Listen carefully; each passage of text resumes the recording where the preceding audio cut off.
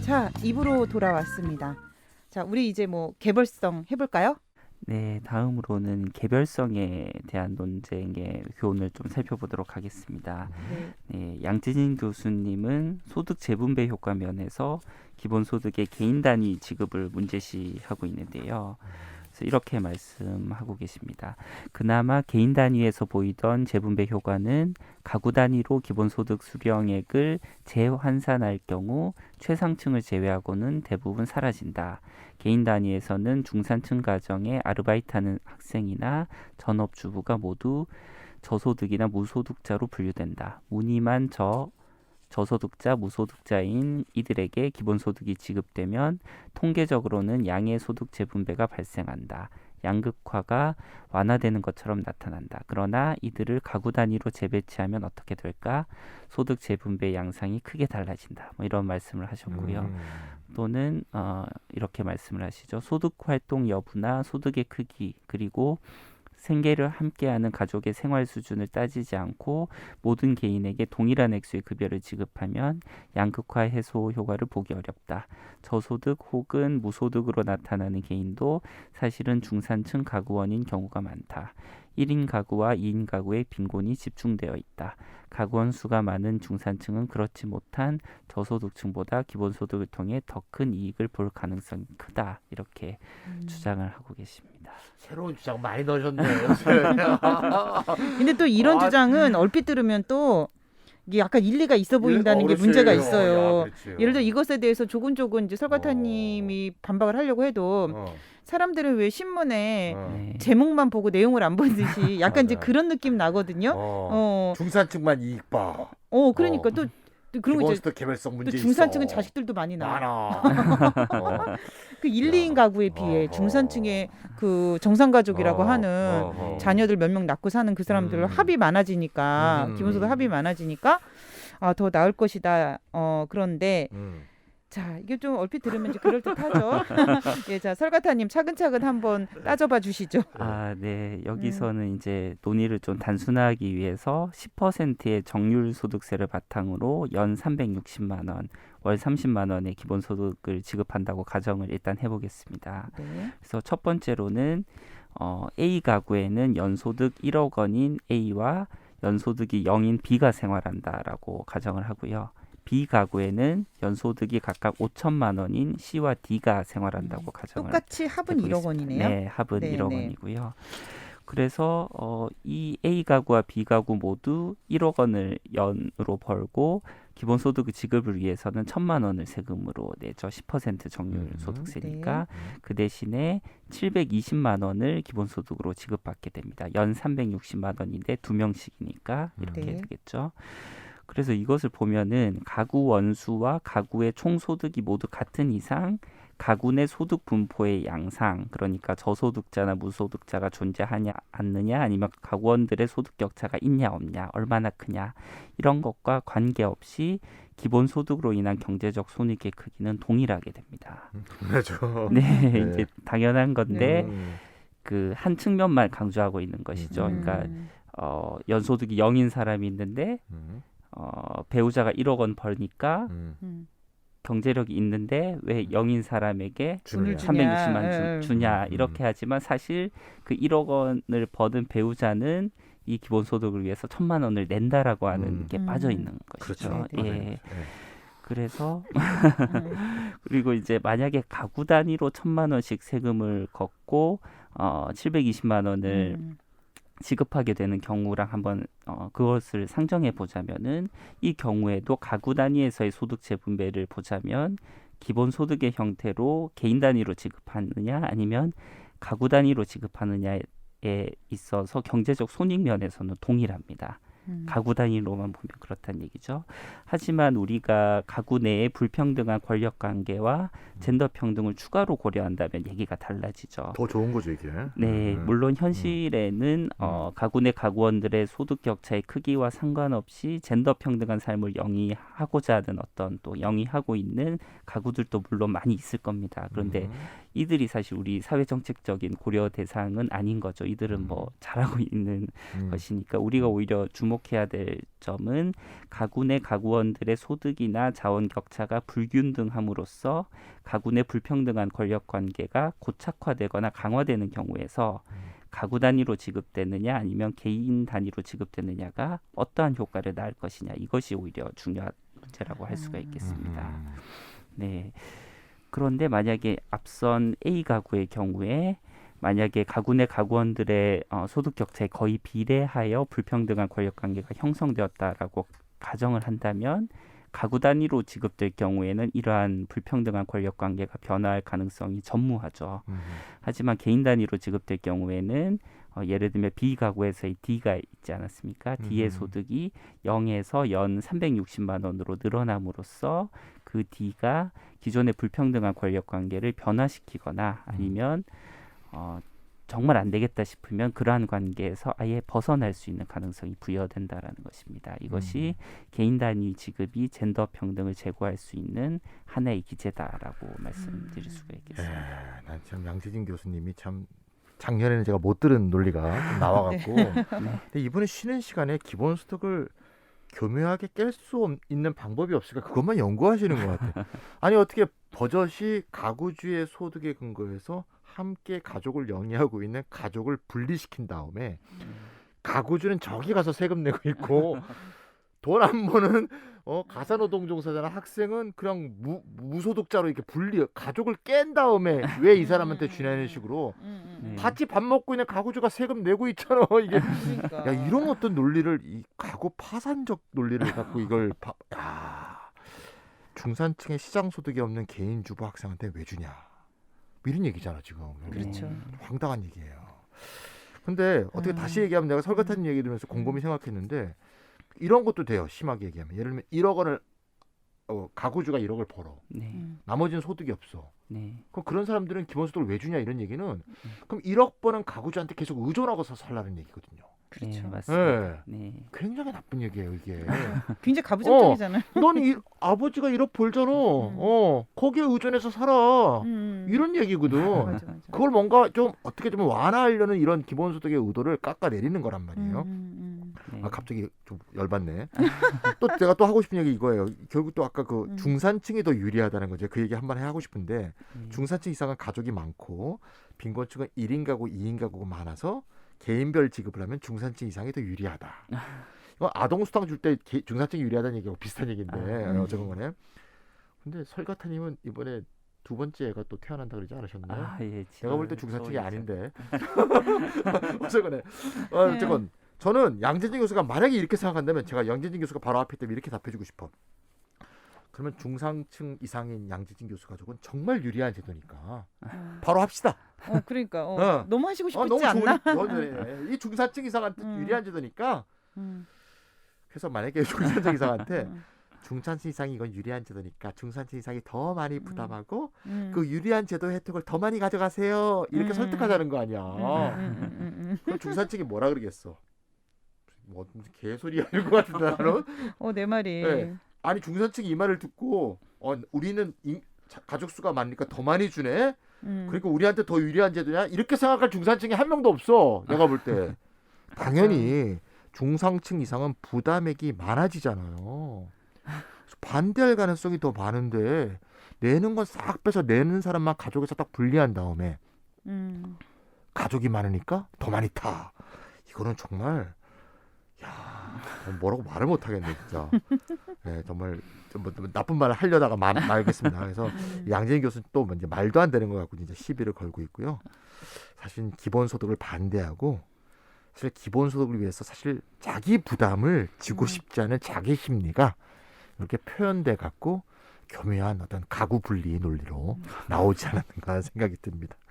근데 어떻게 생각하면 예를 들어서 아니 이분이 정말 많이 연구하셔가지고 내놓은 것이긴 할 텐데 기본소득을 조금이라도 아는 우리 청취자분들 같은 경우에는 이 양지진 교수의 주장이 얼마나 허무맹랑한 것인가를 알 수가 있잖아요.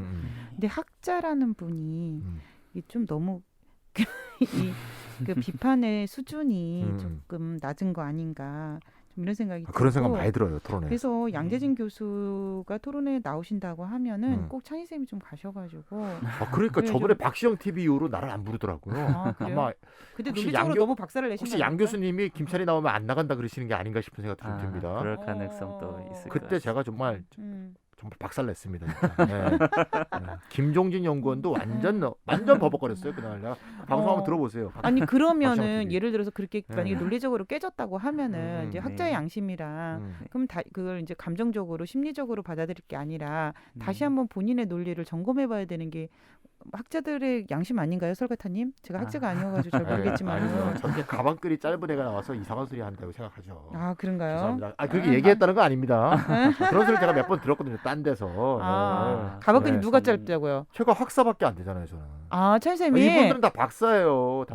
아 근데 그거는 말도 안 되는 거고 마치 예, 그렇게 생각한다면 정말 그거는 이분이 그렇다는 게 정말, 아니고. 예. 아니 이제 그런 식으로 생각한다면은 그거는 정말 이 성품의 네. 문제인 게 우리 네. 뭐 그런 거 있잖아요. 나이도 어린 것이 뭐 이런 거랑 똑같은 말이잖아. 그게 제가 이분 가방끈도 얘기가 짧은 아니고 것이. 제가 어떤 무슨 중요한 커다란 토론회가 있었어요. 제가 원래 네네네. 발제자였어요. 네네. 왜냐하면 제가 그 운동을 오래 해왔거든요. 또 어느 날 며칠 있다가 나보고 토론자로 하라고 바꿨어요. 발제자가 아니고. 예. 그랬더니 날 소개했던 사람이 완전 열받았어. 그래서 왜 이런 일이 벌어지냐 했더니 걔가 내가 이 꼴 안 보려고 그래서 이대 가서 박사 땄잖아 이러더라고. 여자인데 날 소개하니까. 자기가 그런 일을 한두 번 당해본 게 아닌데 진짜 열받는다는 거야. 학교에서 그런 걸 많이 당해봤구나. 그래서 제가 토론자로 나가서 저는 20분 토론했어요. 그래요? 나 5분 주어지는 거 아니에요? 5분 토론자는? 주어지는데 그냥 해버렸어. 그랬더니 사회자가 토론자님 말씀 참 잘 들었습니다 이러더라고요. 제지 안 하고. 그렇구나. 난 또 그거 가만 안 있지 또. 참, 자, 서배자님 우리 그 가구 내 소득이 똑같은 경우를 지금 예를 들어서 설명을 해주셨는데 가구 단위 소득이 다른 경우로 설명을 추가해 주시면은 우리 청취자분들이 이해하기 더 쉬울 것 같은데요. 네, 예. 두 번째로는 앞서서의 A 가구, B 가구는 그대로고요. A 가구에는 연소득 1억 원인 A와 연소득이 없는 B가 살고 B 가구에는 연소득이 각각 5천만 원인 C와 D가 살고 있고 C 가구에는 연소득이 5천만 원인 E가 살고 있다고 가정을 해보겠습니다. 네. 그러니까 C 가구가 추가가 된 것이죠. 그러네요. 그러니까 이것을 통해서 우리는 1인당 평균 소득 면에서는 동일하지만 가구 원수 면에서는 서로 다른 가구들의 경제적 손익을 비교할 수 있게 됩니다. 그래서 앞서서 이제 A 가구와 B 가구 모두 연소득 1억 원이었죠. 그래서 기본소득 지급을 위해서 1,000만 원을 세금으로 내는 대신에 720만 원을 기본소득으로 지급받게 됩니다. 하지만 C 가구는 연소득 5천만 원이죠. 그래서 기본소득 지급을 위해서는 500만 원을 세금으로 내는 대신에 한 명이니까 360만 원을 기본소득으로 지급받게 됩니다. 그렇게 보면은 가구 단위 면에서 보자면 2인 가구인 A 가구와 B 가구는 280만 원 연으로 손해이죠. 하지만 1인 가구인 C 가구는 140만 원 손해가 됩니다. 이것을 통해서 1인당 평균 소득이 같을 경우에 가구 단위에서의 경제적 손익의 크기는 가구 원수의 크기에 정확히 비례함을 알 수가 있고요. 그렇죠. 그리고 개인 단위 면에서 보자면 2인 가구인 B 가구에 속한 C와 D 그리고 1인 가구인 C 가구에 속한 E는 정확히 동일하게 각각 140만 원 손해가 됩니다. 그래서 이것을 통해서 가구 내 가구 원수의 수에 관계없이 개인의 소득이 동일할 경우에 개인 단위에서의 경제적 손익의 크기도 동일함을 알 수가 있습니다. 이해가 딱 되네요. 네네. 아까 차인 쌤이 중산층은 가족이 많아서 개별적 지급의 혜택을 받는다는 것을 마구 비판해 주셨잖아요. 이 측면을 수치로 비교하면 어떻게 될까요? 네, 아까 찬희 쌤이 가구 수가 적은 가구원 수가 적은 저소득층과 가구원 수가 많은 중상층을 비교해서 가구원 수가 많아서 기본소득이 중상층 너희에게 더 혜택이 된다라고 설득하면은 중상층이 전혀 받아들이지 않을 것이라고 말씀을 하셨죠. 아주 적절한 얘기고요. 그런데 그 얘기는 거꾸로 얘기하면 중상층이 가구 원수가 많다고 하더라도 또 항상 많은 것은 무조건 또 많은 것도 아니죠. 아니에요. 예. 네, 기본소득은 기여와 지급을 종합적으로 본다면은 본질적으로 저소득층에 더 유리한 제도라는 것을 말해주고 있습니다. 맞습니다. 네, 그런데 미시적으로 봤을 때 이제 소득 수준은 같은 수준에서 가구 원수만 다른 가구를 비교한다면은 당연히 가구 원수가 많은 집이 유리한 것은 당연한데요. 저 부담하는 건 같고 받는 건 달라지니까 당연하지. 그건 네. 너무 당연한 거죠. 맞습니다. 네. 그래서 이 음. 측면만 한정해서 보면은 양재진 교수님이 이제 타당한 측면이 있다라는 음. 것이고요. 음. 이것이 뭐 수치적으로 좀 더 설명을 드려보겠습니다. 그래서 예전에 이렇다에서도 다룬 바가 있는데요. 소비에서의 규모의 경제라고 하는 게 있죠. 있죠. 그러니까 같이 살면은 뭐 싱크대도 같이 쓰고 뭐 다양한 내구재를 같이 쓰기 때문에 1인당으로 드는 소비는 오히려 절감되는 효과가 있다. 이것이 소비에서의 규모의 경제인데요. 그렇죠. 이것을 명시적으로 반영하기 위해서 연소득이 5천만 원이면 1인으로 구성된 C가구, 아까 E라고 하는 사람이 생활한다고 했죠. 네. 근데 여기에서 이제 D가구를 하나 더 D가구와 E가구를 더 도입해 보겠습니다. D가구에는 연소득이 1억 원이며 4인으로 구성돼 있고요. 그래서 FGHI가 생활하는데 F만이 소득을 번다고 가정을 해보겠습니다. 그리고 이 가구에는 연소득이 2,500만 원이면서 1인으로 구성된 J라고 하는 사람이 살고 있다라고 한번 가정을 해보고 비교를 해보겠습니다. 아, 정리하면 어떻게 되죠? 이 그러니까 C 가구는 네, 5천만 원 벌고 1명, 네, D 가구는 1억 원 벌고 4명, 네, 이 가구는 2,500만 원 버는 1명. 네, 이렇게 된 거네요. 맞습니다. 아, 예. 네. 여기서 그 소비에서의 규모의 경제를 반영하기 위해서 균등화 지수를 도입을 할 텐데요. 균등화 지수에는 굉장히 다양한 것들이 있습니다. 그런데 그 중에서 대표적으로 가장 많이 사용되고 있는 가구 원수의 제곱근을 한번 채택해 보겠습니다. 네, 그러니까 이제 4명이 생활하면은 이제 둘이 되네요. 예, 둘이 되는 거죠. 음. 루트 4가 되니까. 예. 그러면 결국은 C하고 D가 결국 같아지는군요. C는 1명 5천만 원이고 네. D는 4명을 제곱근하면 2명이니까 네. 2명에 1억 원이 되니까 결국 같아지게 되네요. 소득이. 예, 맞습니다. 균등화 지수를 활용했을 때 경제력이 동일하다고 판단되는 두 가구에 대해서 기본소득이 미치는 효과를 확인해 볼 수가 있겠고요. 이어서 D가구와 E가구를 비교해 보면 1인당 평균 소득 면에서는 같지만 가구 원수 면에서는 서로 다른 가구들의 경제적 손익을 다시 한번 비교를 해볼 수가 네. 있습니다. D가구가 4인 가구 1억이니까 네. 1억을 4로 나누면 2,500이니까 네네. 1인당 평균 소득은 같다 이런 얘기군요. D하고 E가. 예, 맞습니다. 그리고 C가구와 E가구를 비교하면은 가구 원수 면에서는 동일하지만 1인당 평균 소득 면에서는 차이가 나는 가구들의 경제적 손익을 또 비교해 볼 수가 있습니다. C가구가 한 명이 5천만 원, E가구가 한 명이 2,500만 원 두배 차이 이렇게 나네요. 되죠. 네. 그런데 C가구는 연소득이 5천만 원입니다. 그래서 기본소득 지급을 위해서 500만 원을 세금으로 내고 360만 원을 기본소득으로 받게 되죠. 그래서 전체적으로 140만 원 손해가 되고요. D가구는 연소득이 1억 원이니까 1,000만 원을 기본소득을 위해서 세금으로 내고 1,440만 원을 기본소득으로 지급받게 됩니다. 4명이기 때문에 360 곱하기 4가 되겠죠. 그래서 전체적으로는 440만 원 이익이 됩니다. 이 가구는 연소득이 2,500만 원이니까 기본소득 지급을 위해서 세금으로 250만 원을 내죠. 대신에 360만 원을 기본소득으로 지급받게 되니까 전체적으로는 110만 원 이익이 됩니다. 네, 그래서 비교를 해보면은 균등화 소득 면에서는 C가구와 D가구가 동일하지만 사실 기본소득은 소비에서의 규모의 경제를 명시적으로 고려하지 않는 제도죠. 그렇기 때문에 가구원 수가 한 명으로 적은 C가구는 140만 원 손해인 반면에 가구원 수가 4명으로 많은 D가구는 440만 원 이익인 결과가 나왔습니다. 이것이 가구 단위 지급이 아니라 개인 단위 지급이기 때문에 가구 단위로 보았을 때 기본소득은 역진적일 수 있다라고 하는 양재진 교수님의 주장에 여러 논거 중에서 아마도 타당한 거의 유일한 논거이지 않을까 이렇게 생각을 여러 논거 중에서 거의 유일하게 타당하다. 아, 네. 근데 또 이것까지 또 차근차근 차분하게 설명하는 설가타님은 또 뭡니까?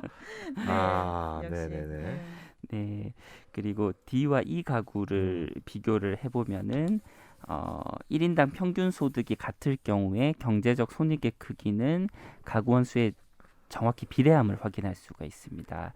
4명인 D 가구는 440만 원 이익인 반면에 1명인 E 가구는 110만 원 이익이 당연하죠. 되는 것이죠. 너무너무 당연합니다. 예. 음. 그리고 C와 E 가구를 비교해 보면 가구 원수가 동일할 경우에 소득이 높을수록 순수혜층의 경우에는 경제적 혜택이 줄어들고 순기여층의 경우에는 기여액이 늘어나는 반면에 소득이 낮을수록 순수혜층의 경우에는 경제적 혜택이 늘어나거나 순기여층의 경우에는 기여가 줄어든다라는 사실을 확인해 볼 수가 있습니다. 그래서 연소득 5천만 원이 C 가구는 140만 원 손해였지만 연소득 2,500만 원인 E 가구는 110만 원 이익이 되는 것이죠. 숫자가 막 나오니까 저 지금 머리가 어지러지하거든요. 그러니까요. 그래서 표를 보지 않으면 이해하기가 좀 어려울 것 같은데요. 네네네. 나중에 표 올려주실 거죠, 차인쌤? 요새 그 설가타님 방송하면 항상 표가 올라갑니다. 아, 네네. 안 그러면 이해하기 어렵습니다.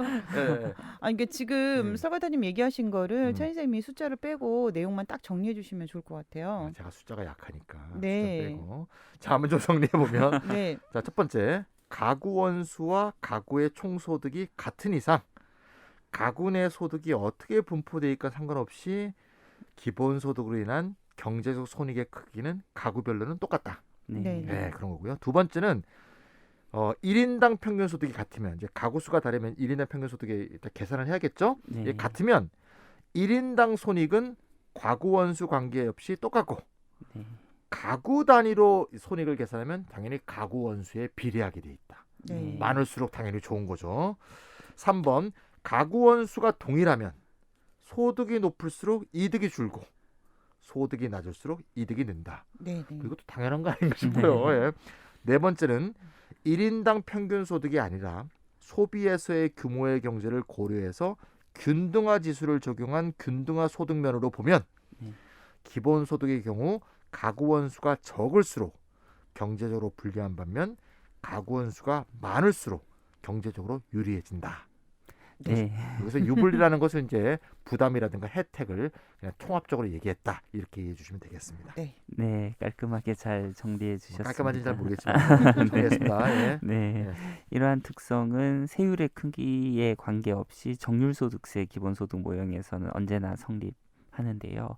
물론 현실에서 기본소득이 정률소득세 기본소득의 형태로만 도입되는 것은 아니죠.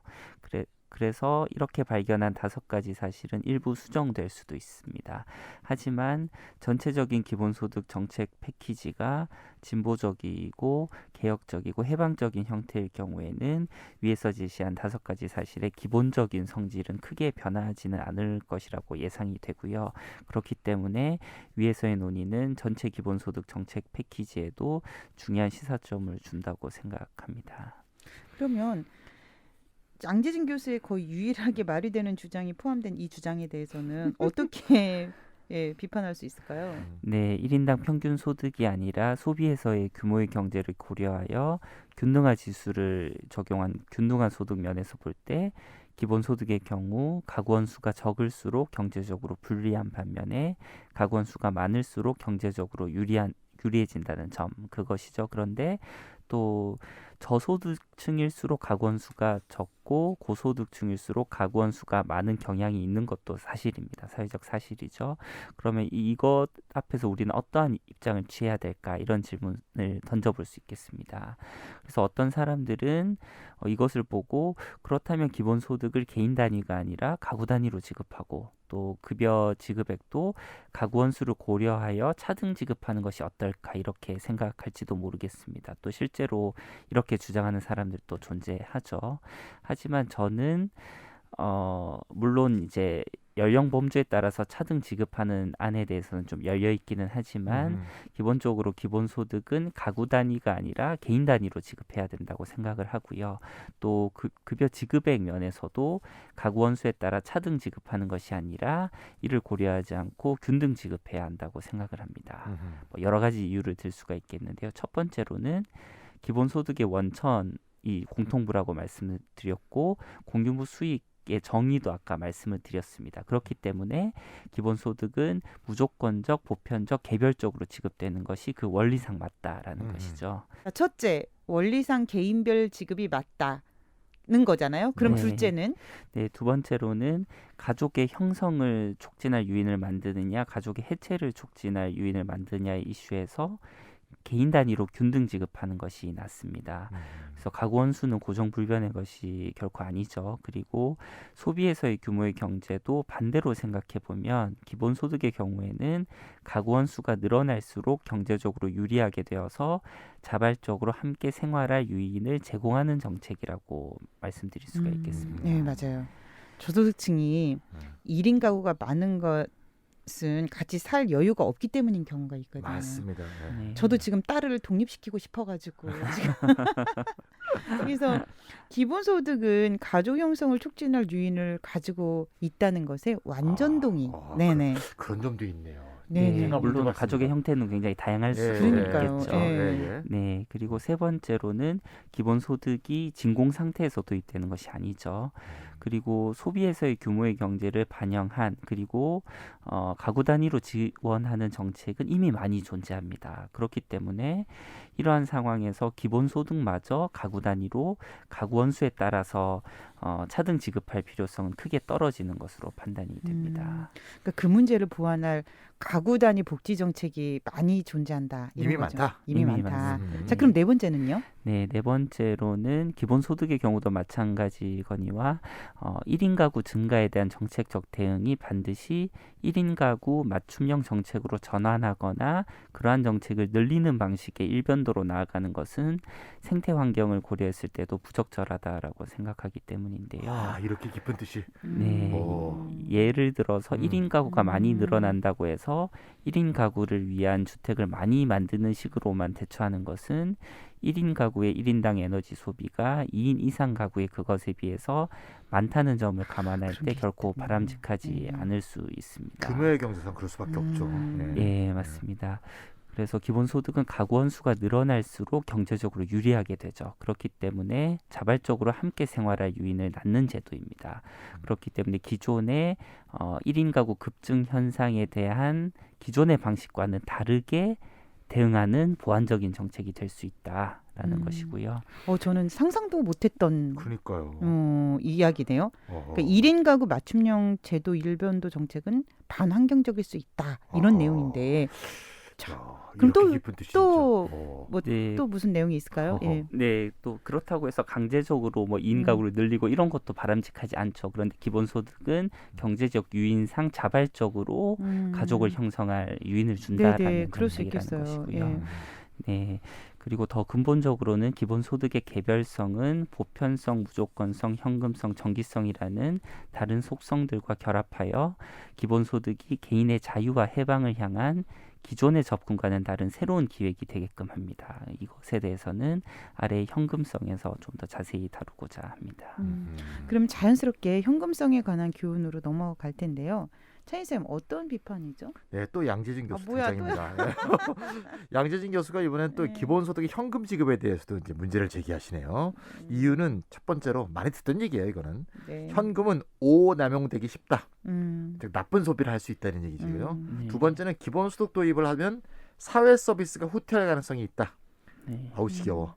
세 번째는 기본소득이 도입될 경우 현금과 사회 서비스 비중 면에서 현금의 비중이 매우 커진 그런 경도된 복지 체제가 형성될 수 있는 우려가 있다. 이렇게 볼 수 있습니다. 저는 현금의 비중이 커진다는 게 왜 경도된 복지 체제인지 그것이 참 그게 어떻게 논리적으로 이어지는지는 잘 모르겠는데요. 여튼 이 부분을 듣다 보니까 좀 되게 웃겨요. 네. 한마디로. 네. 예, 뭐 우리는 이런 부분에 대해서 쉽게 반박할 수 있을 것 같은데 네. 설과타님, 네, 이야기해 주시죠. 네, 이러한 세 가지 비판에 대해서 하나씩 좀 살펴보겠습니다. 기본소득 또는 기본소득과 유사한 형태로 현금이 지급되더라도 수급자들이 현금을 오남용하지 않았다는 사실은 이미 기본소득과 관련한 전 세계 실험들과 그리고 리터르 브레흐만의 그 우리나라에도 번역된 책이 있죠. 리얼리스트를 위한 유토피아 플랜. 네네. 그 책에서도 네. 이미 잘 보여주었기 맞습니다. 때문에 여기서는 재론하지는 않겠습니다. 야, 설가타님이 재론하지 않겠다 할 정도로 시시하다는 얘기잖아요. 이게 그러니까요. 시작은 내가 해야 돼 이거. 아니 어느 사회나 말이야 현금을 오남용하는 사람이 있잖아요. 네. 그렇죠. 어느 나라나 알코올 중독자는 있지. 근데 그걸 들어갖고 기본소득의 현금성 자체를 공격하는 건 진짜 꼬리를 흔들면서 막 몸통을 다 흔들려는 그런 네. 거고. 나는 좀 열받는 게 현금 소득이란 점이 오남용의 우려가 된다면 다른 현금 지급은 왜 문제를 안 삼느냐고. 네. 내 말. 사회수당이나 공공부조나 공적연금이나 더 나아가서 임금까지. 네. 임금도 오남용할 수 있으니까 차라리 뭐 라면하고 연탄으로 주지. 이런 왜 그거에 현금성은 문제를 안 삼냐 이거야. 맞아. 그래서 저는 기본적으로 기본소득은 모두의 몫에 대해서 모두가 배당받는 거기 때문에 네. 사실 우리 걸 받는 거거든 우리 걸. 네. 네, 공동의 것일 뿐이지. 맞습니다. 내 걸 내가 어떻게 쓰고 왜 남이 뭐 이래라 저래라 말이 많아. 우리 건데 그러니까. 우리가 뭐 거저 받는 거야? 우리 거 받는 건데. 선생님 오늘 완전 너무 워낙 흥분의 몫은 전데 아니, 오늘 차이쌤 이렇게 이상하게 흥분하시나요? 양재인 교수는 얘기 들으면 감정을 약 자극하는 게 있어. 약간. 킹받아. 묘한 사람이야 이분. 아, 네, 참. 네. 이제 일해서 번 임금을 뭐 그 사람이 어떻게 쓰고 남이 뭐라고 할 거는 아니잖아요. 아니죠. 사실. 네. 그리고 우리가 개인의 몫은 개인에게, 또 모두의 몫은 모두에게. 뭐 남은 상관하지 마. 네, 뭐 이렇게 상관할 거 쓰면 아니죠. 네. 자, 그러면 우리 네. 차인 선생님 좀 화를 가라앉히시고요. 네네. 근데 사실 화내기도 좀 아깝긴 하다. 이런 아깝다. 논의는. 네. 네네. 네. 두 번째 비판해 주시죠. 네, 두 번째로 기본소득 도입으로 인해서 사회 서비스가 후퇴할 가능성과 관련해서는 당연히 이렇게 되지 않도록 경계를 해야 되겠죠. 하지만 이렇게 되리라고 미리 상정하는 것은 논리적 비약이고 부당전제 오류를 범하는 것입니다. 그리고 사실 OECD 18개국을 대상으로 문진영, 김윤영 이 두 분이 이제 2015년도에 연구하신 게 있는데요.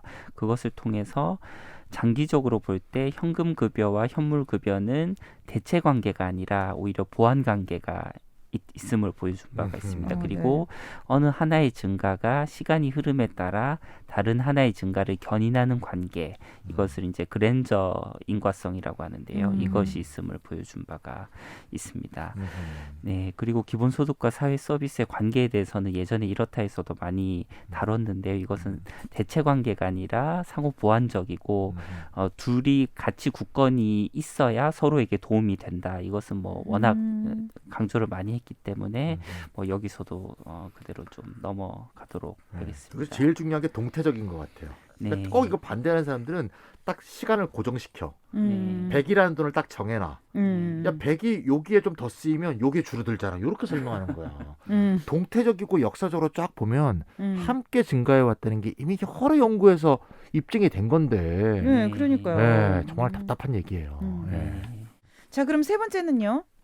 네, 세 번째로는 기본소득이 도입될 경우에 현금과 사회 서비스 비중 면에서 현금의 비중이 매우 커지는 경도된 복지 체제가 형성될 수 있다라고 하는 비판에 대해서 살펴보겠습니다. 보통은 이제 GDP 대비 현금 급여 지출을 한 축으로 놓고요. GDP 대비 사회 서비스 지출을 다른 한 축으로 놓았을 때 그 각 국가의 복지 체제를 이렇게 좌표로 한 점으로 찍을 수 있지 않습니까? 그렇게 했을 때 만약에 현재 상황에서 기본소득이 도입되게 되면 우리나라가 남유럽보다도 훨씬 더 치우친 현금급여 중심의 복지체제가 될 수 있다. 이런 우려가 이미 윤홍식 교수님의 2017년 연구에서 이미 제기된 바가 있고요. 이러한 우려 제기 자체는 타당한 측면이 있습니다. 그리고 정태적으로만 놓고 봤을 때는 더욱 그러하리라고 생각을 하고요. 그런데 이러한 우려가 잘못 이해돼서는 안 된다라고 생각을 합니다. 그러니까 예를 들면 마치 현재 상황에서 우리나라에서 기본소득이 도입되면 우리나라 복지 체제가 마치 남유럽형에 가깝게 될 것이다. 뭐 이런 식의 그릇된 인상이나 인식에 빠져서는 안 된다라는 것이죠. 잘 아시다시피 사회 서비스에 속한 제도들이 하나가 아니죠. 그리고 현금급여에 속하는 제도들도 하나가 아닙니다. 그렇기 때문에 GDP 대비 현금급여의 비중 그 자체가 중요한 것이 아니라 현금급여가 어떻게 구성되어 있는가가 더 중요할 수 있다는 것이죠. 그래서 남유럽형 복지 체제는 연금을 비롯한 사회보험 비중이 큰 복지 체제이죠. 그렇기 때문에 사회 계층화 효과는 큰 반면에 소득 재분배 효과는 상대적으로 낮습니다. 따라서 복지 성과뿐만 아니라 사회 연대와 사회 통합 정도도 삼인주의 체제에 속한 국가들에 비해서 뒤떨어지는 것이 사실이죠. 그러니까 남유럽에서 현금 급여 중심이란 건 주로 사회보험 중심을 말하는 거군요. 사회보험. 예. 아하. 그런데 반면에 우리나라에서 기본소득이 도입된다고 하면은 위에서 언급한 앞서 언급한 기본소득의 보편성으로 인해서 사회 연대와 사회 통합에 기여하는 효과도 크죠. 그리고 소득 재분배 효과도 상대적으로 클 것입니다. 그렇기 때문에 복지 성과뿐만 아니라 사회 연대와 사회 통합 정도도 향상하게 되죠. 또 이를 바탕으로 필요한 공공사회 서비스를 확대하거나 확충하는데 기여할 것으로 기대가 됩니다. 네. 그리고 이제 뭐 백승호 교수님이나 유종성 교수님이 이제 큰 틀에서 사회보장 제도의 개혁 방향에 대해서 연구를 이제 최근에 하셨는데요. 그래서 기존의 사회보장 제도를 대폭으로 대체하거나 해체하는 방식이 아니라 합리적으로 개혁하는 것과 동반해서 새로운 보편주의 제도로서 기본소득을 1층으로 튼튼히 쌓아 올리자라는 것이죠. 이러한 방안은 보편적 복지 체제를 강화할 것이다. 이것은 의심의 여지가 없을 것으로 보입니다. 제가 기억을 좀 더듬어봐도 옛날에 설가타님하고 보편적 사회 서비스 방송을 한 적이 있는데 그때도 그 보편적 사회 서비스가 보편적 기본소득은 이제 돈을 주는 거고 보편적 사회 서비스는 서비스를 이용할 때 무료로 이용할 수 있게 하는 그런 거였던 것 같은데 제 기억이 좀 아리까리한데 어쨌건 보편적 기본 서비스를 주장하시는 분들은 이게 보편적 기본소득과 함께 잘 발전할 수 있다. 네. 이렇게 주장한 분들이 꽤 많았던 것 같은데 제 생각에는요. 예, 최초의 주장자들은 둘이 같이 가야 된다. 아하. 상호 보완적이다. 그러니까 저도 이렇게. 거기까지는 네. 그러니까 기억이 그거는 나네요. 그렇게 생각하는 분이 있고 안 그런 분이 있군요. 예, 그 이후에 이제 같은 연구소에서 나온 최근의 음흠. 연구물에서는 이제 보편적 기본소득보다는 보편적 기본 서비스로 가야 된다. 아하. 예, 그래요? 조금 약간 이게 대체 관계로 이렇게 하는 거로 좀 네, 이동하고 있군요. 대립하거나 우선순위에서 이제 밀린다 뭐 이런 음흠. 식의 입장으로. 우리가 그때 저도 좀 기억이 나는 것 같은데 보편적 기본 서비스에 대한 이렇다 방송이 몇 회였었죠? 선생님? 138회입니다. 아하. 우리가 이 138회 다시 듣고 복습을 해야 될 것 같아요. 그럴까요? 작년 이 아래 논쟁에서 이 부분, 그러니까 사회 서비스인가 기본소득인가에 대해서 기본소득 지지자들이 하신 주옥 같은 발언들 소개해 주시면 어떨까 합니다. 네, 동네 의사와 기본소득 책을 쓰신 정상훈 선생님이 다음과 같이 지적을 하고 계신데요. 좀 읽어보겠습니다. 기본소득은 사전성을 갖는다. 이것은 다른 공공사회복지 서비스와 크게 다른 특징이다. 사실 젊고 건강하고 괜찮은 일자리가 있는 성인은 사회복지 서비스의 혜택을 피부로 느끼기 어렵다. 나이가 들거나 병이 나거나 일자리를 잃었을 때야 사회복지 서비스가 등장한다. 일이 벌어지면 그때 도와준다.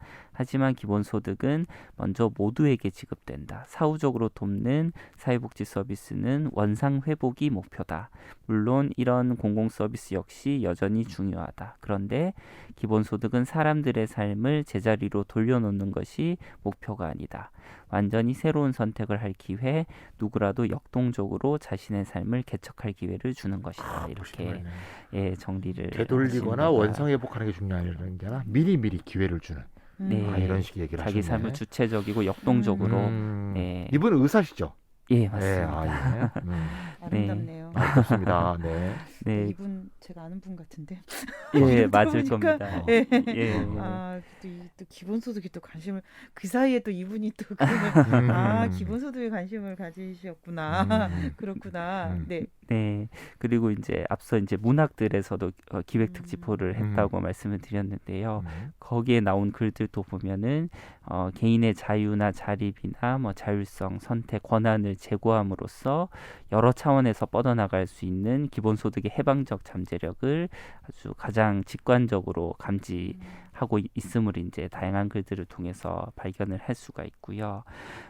그 중에서도 이제 류보선 교수님 같은 경우 글 같은 경우에는 기본소득이 파국을 향해 질주하고 있는 지구를 바람직한 방향으로 돌려 구원할 수 있는 잠재력이 있다고 판단하고 계십니다. 예. 로망적이다. 아, 네. 유보선님 말씀이 진짜 주옥 같아요. 네. 그래서 조금 읽어보겠습니다. 현재 네네. 기본소득은 불가능성과 가능성 사이에 있다. 아니 거의 불가능에 가까운 꿈이다.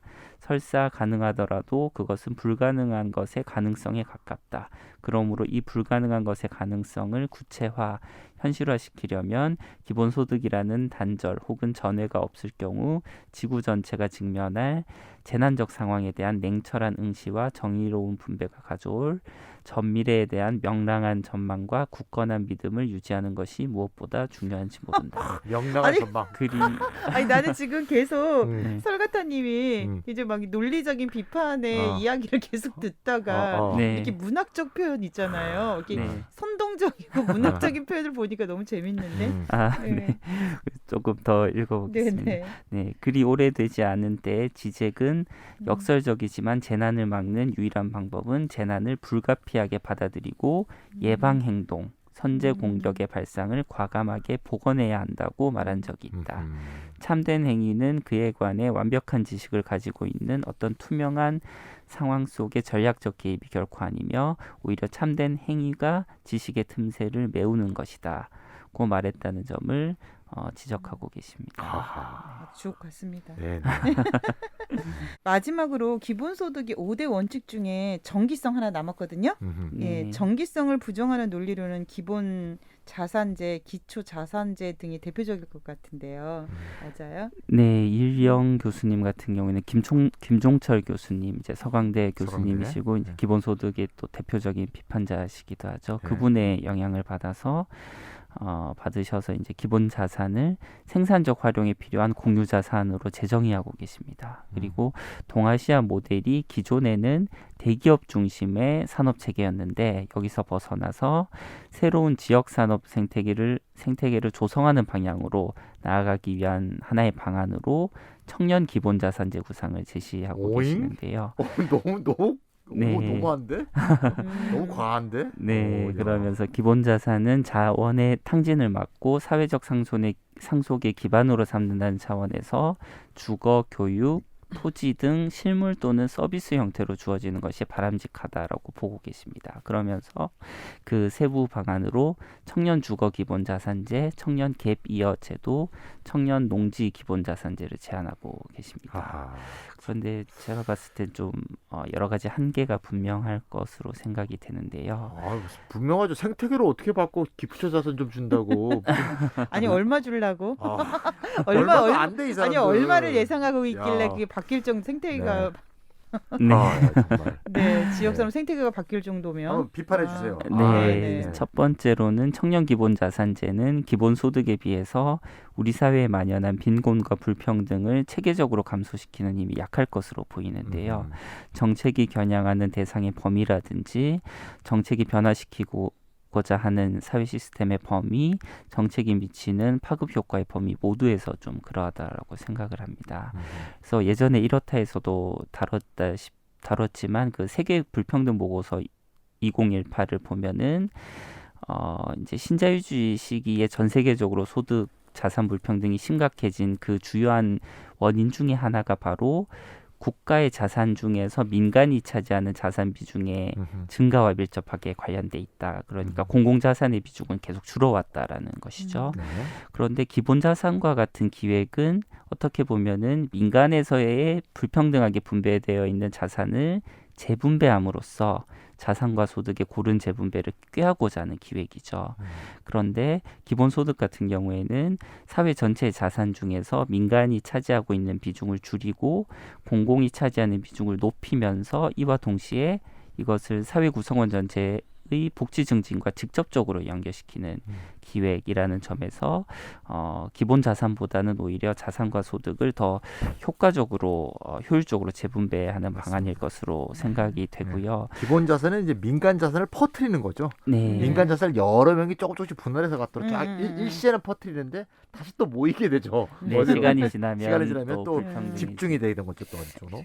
예, 맞습니다. 두 번째로는 현재 청년 문제 해결법을 청년들이 생산적이 될 수 있도록 그들에게 자원과 기회를 제공하는 것으로만 접근하는 방식은 좀 분명한 한계가 있다고 생각을 하고요. 또 청년들이 자원을 생산적으로 활용하게끔 청년 기본자산제를 도입한다고 해서 동아시아 모델에 내재한 다양한 소경영적 영역의 현대화와 안정화를 도모할 수 있다라는 기대는 좀 지나친 것 아니냐 이런 생각. 아니, 우리 그러니까요. 각종 청년물 다 망했잖아요. 아니, 청년 기본 자산제를 도입하면 갑자기 한국이 대만이 된다는 얘기가 뭐야? 이게 지금 뭔 소리인지 모르겠네. 아니 기본 자산까지는 아니어도 우리가 그런 식으로 해가지고 뭐 자영업을 할 수 있도록 지원하는 그런 사업들이 과연 그걸 통해 가지고 청년들이 네. 얼마나 더 성공했는가 이거는 이제 한번 살펴볼 필요가 있어요. 청년 창업 지원을 하면 이게 생태계가 바뀐다는 것 자체가 좀 황당한 그 생각이에요. 지역사회 그 몰들이 청년몰들이 다 지금 다 문 닫고 망했죠. 장난 아니라니까요. 뭐다 망했습니다. 예. 네. 네. 그래서 이제 뭐 청년의 실업 니트 문제뿐만 아니라 지역산업 생태계 조성 이런 것을 위해서는 사실 청년 개인에 대한 지원 이것로 인한 긍정적인 변화를 기대할 게 아니라 사실 어떻게 보면 훨씬 더 거시구조적이고 종합적인 접근이 요구된다라고 생각을 하고요. 맞습니다. 예. 네, 세 번째로는 사실 자원의 탕진을 막기 위해서 실물 또는 서비스 형태로만 그것도 특정 용처로 제한하여 제공하는 것은 가부장적이죠. 그렇죠. 그리고 에커만과 알스토 등의 기본자산 주창자들이 강조했던 거시 자유를 크게 침해하는 것이기도 합니다. 맞습니다. 네, 그래서 개인 각자가 자신에게 가장 필요한 것을 아는 것은 사실 무엇이 필요한 것을 아는 자기가 잘 것은 알죠. 자기 자신이 자기 아는 자신이 것이지 알죠. 국가나 정책 결정자가 그런 것은 아니고요. 맞습니다. 네, 그리고 이러한 용처 제한은 이제 서정희 교수님도 잘 지적하셨다시피 돌봄이라든지 희귀난치 질환 치료 등 개인에 따라서는 현재 훨씬 더 중요할 수 있는 자산의 활용법을 원천적으로 불가능하게 하고요. 그리고 생산적 활용이라는 미명하에 고이율 악성 부채에 대한 조기 상환의 가능성도 가로막는 것이죠. 부채 상환은 못하게 돼 있죠. 예, 그렇기 때문에 단기적이고 중장기적으로 삶의 불안정성과 위험이 크게 높아질 수가 있습니다. 부채 부담 때문에. 이번에 그 왜 스타크턴 씨, 캘리포니아 씨 네. 거기 보면 기본소득을 매월 $500 줬더니 부채 상환에 많이 썼더라고요. 네. 사람들이. 예.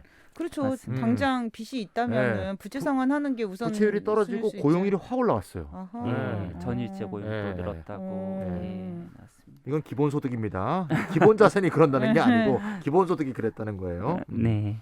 그리고 네 번째로는 생산적 활용에 대한 경계 자체가 모호하고 허위적이죠. 그리고 생산적인 것과 비생산적인 것을 구분한 후에 전자만을 허용하면서 특권화하는 방식은 생산주의와 성장주의라고 하는 기존의 질서에 도전하기보다는 오히려 그것을 강화하기 쉽죠. 그리고 이러한 경향성은 현재 극심한 노동 생태 젠더 위기를 더욱 악화시킬 수가 있습니다. 네, 그리고 다섯 번째로는 기본소득과는 달리 기본자산제의 구상에서는 노동 생태 젠더 등의 차원에서 사회적 생태적 전환을 추동하겠다는 기획이 체계적으로 누락되어 있다라고 생각을 합니다. 물론 청년농지 기본자산제가 지속 가능한 생태 농업의 주체를 육성한다는 측면에서는 생태적 전환에 일부 기여할 수도 있겠죠. 하지만 기본소득 진영에서는 굉장히 종합적인 정책 패키지를 제시하고 있지 않습니까? 생태세, 생태배당이라든지 국토보유세 토지배당이라든지 농민 기본소득, 뭐 생태적 농업에 대한 지원 이런 그렇죠. 등등을 종합적으로 제시하는 것과 맞습니다. 비교한다면 역부족이다라고 말씀드릴 수가 있겠고요. 여섯 번째로는 기본자산제, 그러니까 기본자산제도 일반적 형태이든 아니면 김종철 이일영 교수님식의 변형된 형태든 상관없이 지분이 소진된 이후의 삶에 대한 고려가 전혀 없습니다. 그렇기 때문에 이제 기본소득 한번 일시불로 주고 마는 거네요. 네, 그럼 땡 하면 이제 네. 망하는 거예요, 그냥. 예, 맞습니다. 그래서 기본소득으로 뒷받침되지 않는 이상 이것은 치명적인 약점일 수 있다라는 것을 서정희 교수님께서도 잘 지적하신 바가 있죠. 그렇기 때문에 기본소득을 통해서 삶의 안정성이 담보되지 않는 한 기본자산제 지지자들이 희망하는 자립적이고 생산적인 주체는 크게 흔들릴 수밖에 없을 것이라고 생각을 하고요. 이러한 의미에서 기본자산은 기본소득을 필요로 한다고도 말씀드릴 수 있습니다. 기본소득이 딱 뒷받침을 해줘야 자기가 기본자산을 갖고 도전할 수가 있는 거죠. 그러니까. 실패해도 기본소득이 이렇게 밑바탕 1층을 만들어주고 있으니까. 네, 맞아요.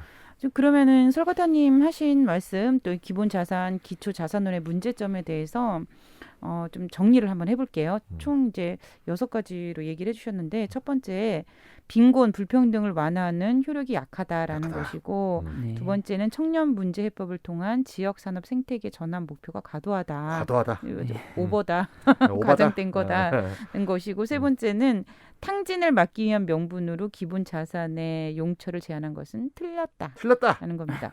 예, 그리고 네 번째는 생산주의의 위험을 갖고 있다. 그렇다. 그리고 다섯 번째는 사회적 생태적 전환에 대한 계획이 없다. 그리고 여섯 번째는 기본 자산이 소진된 이후의 삶에 대한 고려가 없다. 이렇게 정리할 수 있겠죠? 깔끔한 정리입니다. 네네네. 네. 좀 더 공부하고 싶다면 이렇다 169회 설가트 편을 이미 했고요. 네. 또 유튜브에 김찬희 TV 한 박에 3천만 원이냐, 네. 매달 30만 원이냐. 김종철 대표 지금은 네네. 대표가 아니죠. 네. 김종철 대표의 아까 김종철하고 다른 사람입니다. 예, 아까는 다른 서강대 분이요. 교수고 네네. 이거는 전 정의당 대표. 네. 김종철 대표의 기초자산제가 기본소득보다 더 나을까? 요거를 참조해 주시면 감사하겠습니다. 근데 지금 거의 가까스로 지금 잊혀져 가고 있는 김종철 대표가 다시 소환되다니. 네, 아주 잘 알겠습니다. 네, 네. 기본소득의 5가지 특징에는 포함되지만 뭐 충분성, 즉 액수에 대한 얘기도 많이 거론되고 있는데요. 그때 양재진 교수가 네. 또 작은 액수의 기본소득은 고무신이다라고 얘기해서 이거 왜 고무신이야? 뭐 그만큼 헐값이다, 싸구려다 이런 얘기를 하려고 한 건데 그 작은 액수라도 좀 받아봤으면 좋겠는데. 그러게 말이야. 네, 작은 네. 액수가 얼마나 큰 액수인지를 그러니까요. 모르시는 거야 그분이. 아니 우리가 그 재난지원금 그 고작 그거 받고도 얼마나 많이 행복했습니까? 25만 원, 40만 원이 얼마나 큰 그럼요. 돈인지 모르시는 거야 이분이. 참. 아, 돈 많으시구만. 돈 많으셔. 네. 그 방송 시작할 때 설가타님이 여기서부터는 개간 기본소득을 참가라고 하셨고요. 또 이미 오늘 많은 시간 동안 이제 이야기를 차근차근 잘 해주셨는데요. 자, 이제 우리가 좀 마무리를 해야 될 것 같은데 네. 아쉬우니까 딱 한마디만 더 보태주신다면. 네, 기본소득의 불가능성 정리라는 것이 있죠. 기본소득은 지급 수준이 너무 낮아서 사회적으로 수용될 수 없거나 지급 수준이 너무 높아서 경제적으로 실현 가능하지 않다라는 주장입니다. 이래도 안 되고 저래도 안 된다. 예, 맞습니다. 그래서 너무 낮은 액수의 기본소득은 사회적 최저선으로 기능할 수 없기 때문에 지지받기 어렵고 너무 높은 액수의 기본소득은 노동 공급을 급격히 줄임으로써 경제적 재정적으로 지속 가능하지 않을 것이라는 주장인데요. 이러한 불가능성 정리는 부분 기본소득과 완전 기본소득 모두가 불가능하다라고 주장함으로써 기본소득 전체를 비판하거나 기각하고자 하는 대표적인 논리 중에 하나입니다. 네네. 네, 그래서 기본소득의 충분성에 관한 교훈은 최초 도입 시에 채택될 것으로 예상되는 생계 유지에는 충분하지 않은 액수의 그러한 부분 기본소득도 우리 사회에 또 개인에게 공동체에게 실질적인 도움이 될 수 있다는 것. 그리고 되죠. 네, 그렇지만 종국에는 생계 영위의 충분한 액수의 완전 기본소득이 되어야 기본소득의 해방적 효과가 충분히 발현될 수 있다라는 것으로 정리할 수가 있겠고요. 둘은 어찌 보면 좀 모순되어 보일 수도 있지만 전혀 모순이 아닙니다. 그러니까 좀 사태를 정태적으로 볼 게 아니라 동태적으로 봐야 된다라는 것이고요. 오히려 이 둘이 함께할 때 이른바 기본소득의 불가능성 정리를 들어서 기본소득을 비판하는 사람들을 향한 효과적인 대응을 할 수 있을 것이라고 생각합니다. 우리가 어떤 제도를 도입하자는 주장이 생겼을 때 그 제도에 대한 논리성을 갖는 과정에는 반대를 위한 그러니까 네. 반대론자들을 위한 어떤 방어적 측면이 만들어질 때 계속해서 그 논리들이 발전해 나가는 것 같은 생각이 좀 드는 그렇죠, 거예요. 그렇죠, 맞습니다. 예, 네. 그러니까 처음에 그 기본소득이라는 것은 딱 듣자마자 되게 불가능할 것 같은데라고 하지만 실은 받으면 좋은 거거든요. 되게 일반 우리 시민들은 주면 좋지. 네. 왜 이렇게 해서 간단하게 그냥 하면 좋겠다. 뭐 국가가 빨리 이것을 했으면 좋겠다. 이렇게 이어져 가야 되는데 그게 아니라 이제 남이 그러니까 국가 주머니를 걱정할 뿐만 아니라 자기 돈 주는 것도 아니라 이렇게 결사적으로 반대를 해야 되나 이런 생각도 좀 들어요. 그 학자분들 아까 특히 양지진 교수님 말이에요. 본인이 자기 그 통장 털어가지고 달라는 것도 아닌데 너무 그 적극적인 반대? 왜 거기까지 가야 되나 이런 생각도 드는데 왜 막판에 제가 이렇게 또 흥분하나 모르겠네요. 자, 우리 설가타님 얘기하셨듯이 개간 기본소득 8호 나오면은요 꼭 PDF 로 다운 받아가지고 봐야 되겠다 이런 생각이 듭니다. 네, 여기서부터 우리가 못한 부분에 아마 다 있지 않을까 싶어요. 네네네. 충분성도 지금 얘기하시다 말았잖아요 지금. 네네. 네. 그래서 저희 청취자분들도 개간 기본소득 나오면 꼭 다운로드해서 읽어보시기 바라고요.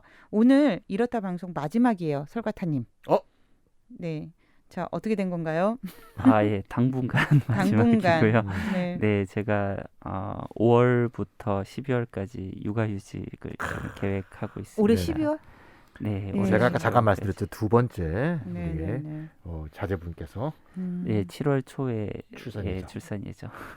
네. 2개월 앞두고 또 이렇게 출산 예비 조치까지. 맞아. 훌륭합니다. 지금 또 첫째도 잘 돌봐야. 그래서 아까 가족의 형성 이거 강조하셨구나. 기본소득은 가족의 형성과 가족의 건강함에 더 도움이 된다. 저기 기본소득 주면 4명이에요. 4명 이제. 그러네요. 4인 가족 되는 4인 거네요. 가족. 7월에. 그리고 중산층은 아닙니다. 그리고 아무쪼록 좀 건강하게 출산도 잘 맞추시고 그리고 또 아이 또 육아도 좀 건강하게 잘 하셔서 12월 이후에 만나는 거네요. 그럼 저희가 그럼 내년에 뵈야 되겠네요. 설가타님. 뭐 그 사이 집에서 또 틈틈이 또 기본소득을 또 연구하실 예정이신 거죠? 예, 그럴 예정입니다. 그럴 뿐만 아니라 또 이제 육아하면서 또 더 현장성이 있는 연구들이 나오지 않을까. 맞습니다. 이런 감사합니다. 기대도 살짝쿵 해봅니다. 자, 오늘 이렇다 211회 맞죠? 네. 모처럼 길게 했습니다. 뭐 길게 가지고 제가 지금 회차도 지금 놓칠 뻔했어요. 하여튼 길게 우리 기본소득과 관련돼서 방송을 했는데요. 설가타님, 찬희쌤 수고 많이 하셨습니다. 감사합니다. 감사합니다.